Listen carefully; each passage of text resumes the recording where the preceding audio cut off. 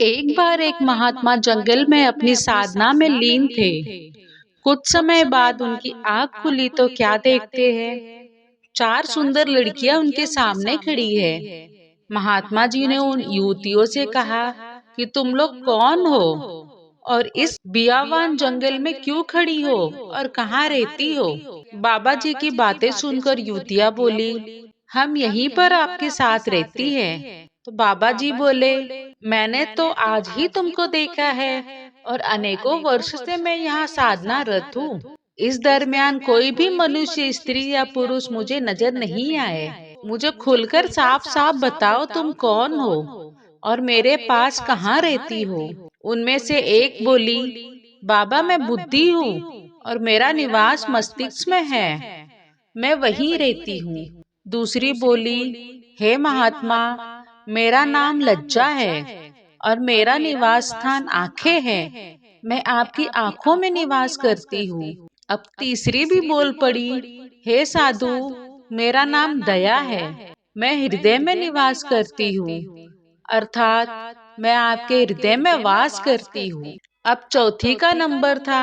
वह भी बोली, हे महात्मा, मेरा नाम शक्ति है और मैं सर्वांग शरीर में निवास करती हूँ, अर्थात मैं आपके सारे शरीर में समाई हुई हूँ। उन चारों युवतियों की बातें सुनकर वह संत महात्मा बोले, हाँ देवियों, आपका निवास मेरे इस शरीर में है, लेकिन मैं यह शरीर नहीं हूँ। और ऐसा कहकर फिर वे साधना में लीन हो गए। कुछ समय बाद जब उनकी आंखें खुली तो क्या देखते हैं कि चार सुंदर नव युवक सामने खड़े हैं। महात्मा जी ने उनसे कहा कि हे भद्र पुरुषों, आप कौन हो और इस जंगल में क्या कर रहे हो, तुम कहाँ रहते हो। चारों नव युवक बोले, हम आपके पास रहते हैं। महात्मा जी ने प्रश्नवाचक दृष्टि से जब उनकी तरफ देखा तो उनमें से एक बोला, हे महात्मा, मेरा नाम क्रोध है, मैं मस्तिष्क में निवास करता हूँ। इस पर महात्मा ने कहा, मस्तिष्क में तो बुद्धि रहती है। इस पर क्रोध ने कहा,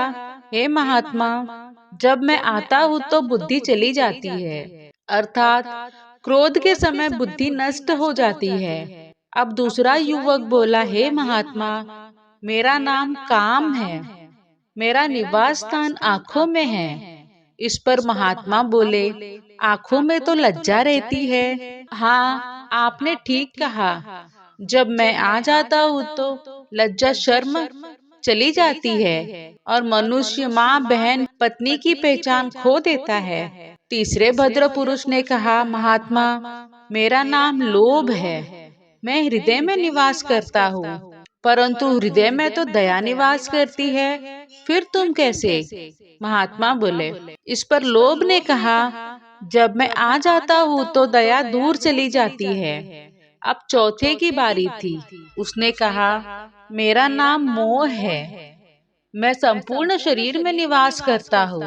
महात्मा बोले, परंतु शक्ति के सामने तुम कैसे ठहरते हो। नहीं महात्मा, मेरे आने पर शरीर शक्तिहीन हो जाती है। तब महात्मा जी ने कहा, तुम सबने ठीक कहा, तुम सब मेरे शरीर में ही वास करते हो, परंतु मैं यह शरीर नहीं हूँ, मैं इन सबसे परे अलग हूँ। ऐसा कहकर पुनः अपनी साधना में लीन हो गए। स्वामी जी महाराज ने सत्संग में आगे कहा कि जब साधक अपने गुरु के मार्गदर्शन में साधना करता है तो कुछ समय के बाद उपरोक्त सभी कामनाएं उससे अलग होकर बाहर खड़ी हो जाती है और वो निश्चल हो जाता है। उसे ज्ञान प्राप्त हो जाता है कि वह उस प्रभु की एक बूंद का अंश है और बाकी सब जड़ वस्तु है, वह शाश्वत है। उसकी आँख कान खुल जाते हैं और अंदर में अपने गुरु एवं उस प्रभु के दर्शन करता है। तभी तो कहा है, गुरु गोविंद दोऊ खड़े, काके लागू पाए, बलिहारी गुरु आपकी, गोविंद दियो बताए।